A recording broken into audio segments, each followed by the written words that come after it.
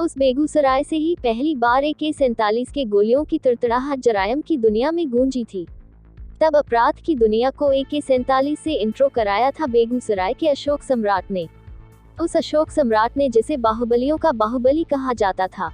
बिहार में कोशी के डॉन कहे जाने वाले पप्पू देव की पुलिस मुठभेड़ के दौरान हार्ट अटैक से कथित मौत के बाद एक बार फिर बाहुबलियों के बाहुबल के किस्से याद आने लगे हैं कैसे बिहार में अपराध का राजनीतिकरण हुआ है और अपराधी माननीय बनते गए।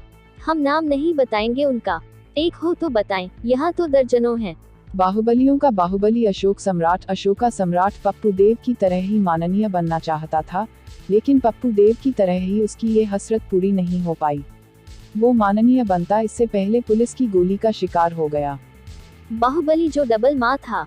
बेगूसराय के एक संभ्रांत परिवार में पैदा हुआ था अशोक शर्मा। बिहार के सबसे बड़े बाहुबली ने संस्कृत समेत 2 सब्जेक्ट से पोस्ट ग्रेजुएट किया था। तब बिहार में डबल MA वालों की गिनती इंटेलेक्चुअल में होती थी। अशोक सम्राट के गांव के लोग बताते हैं 6 फुटिया अशोक का सिलेक्शन दारोगा के लिए भी हुआ था। दोस्त के लिए छोड़ी दारोगा की नौकरी। अशोक सम्राट ने जरायम की दुनिया में दस्तक कैसे दी, इसके बारे में उसके भतीजे पंकज शर्मा ने बताया। वो दारोगा की नौकरी के लिए दरभंगा गए थे। इस दौरान ही उन्हें खबर मिली कि उनका अजीज दोस्त रामविलास चौधरी उर्फ मुखिया ने पारिवारिक वजहों से जहर खा ली है, तो वह सब कुछ छोड़कर गांव पहुंच गए और खुद को यह कहकर गोली मार ली कि जब दोस्त नहीं रहेगा तो वह भी नहीं। संयोग से दोनों दोस्त की जान बच गई। बाद में वामपंथ की लड़ाई में यही दोस्त अशोक सम्राट के जान का दुश्मन बन गया और यहीं से शुरू हुई अशोक शर्मा के अशोक सम्राट बनने की कहानी। सूरजभान सिंह से थी अदावत, नई उम्र का बाका जवान और नए दौर का हथियार AK-47। इसके बाद अशोक सम्राट की तूती बेगूसराय, बरौनी, मोकामा, मुजफ्फरपुर, वैशाली, लखीसराय, शेखपुरा और इसके आसपास के इलाकों के साथ गोरखपुर तक बोलने लगी। बरौनी रिफाइनरी से लेकर रेलवे के ठेकों में उसका वर्चस्व था। इस वर्चस्व में उसे तब सूरजभान सिंह से भी बराबर का टक्कर मिल रहा था। चूंकि अशोक सम्राट के पास AK-47 था तो वह 20 साबित हो रहा था। सम्राट तय करता था किसको चुनाव जिताना है। रेलवे के ठेकों के अलावे इन इलाकों में चुनाव में किस उम्मीदवार को जिताना है ये सम्राट तय करता था।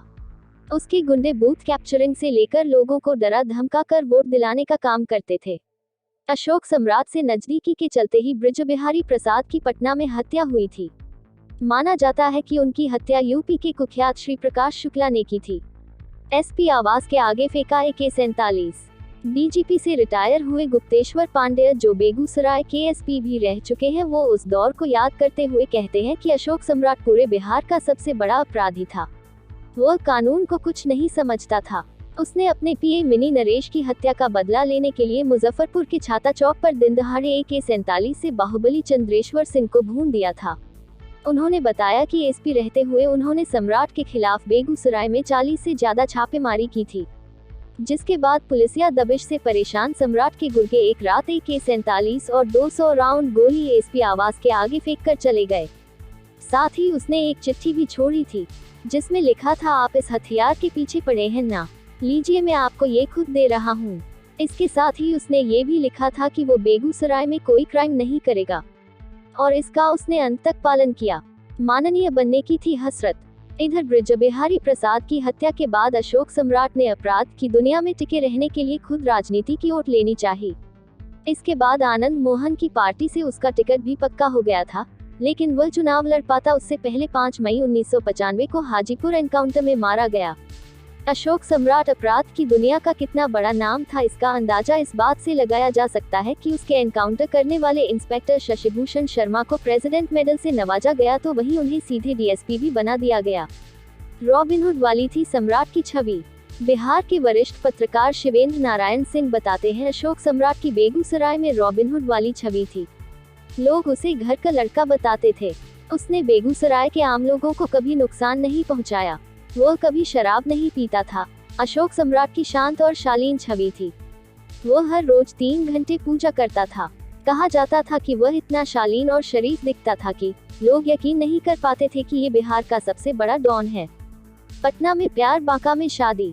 दिलीप सिंह और हेमंत शाही से संबंधों के बूते तब पटना का अलकनंदा अपार्टमेंट में अशोक सम्राट का ठिकाना था। इसी अपार्टमेंट के पास रहती थी वह लड़की जिसे अशोक सम्राट ने दिल दिया। लड़की का नाम बताना उचित नहीं होगा। खैर, दोनों का प्यार परवान चढ़ा तो पूर्व सांसद आनंद मोहन सिंह ने उनकी शादी की व्यवस्था कराई। हेमंत शाही की हत्या और दिलीप सिंह से अदावत के बाद सम्राट की दोस्ती आनंद मोहन से हुई थी। इसके बाद अशोक सम्राट की शादी बांका जिले के बेलडीहा गांव में आनंद मोहन ने अपने फुआ के घर पर संपन्न कराई। कहा जाता है कि इस शादी में बड़े बड़े नेता अपनी पहचान छुपाकर पहुंचे थे।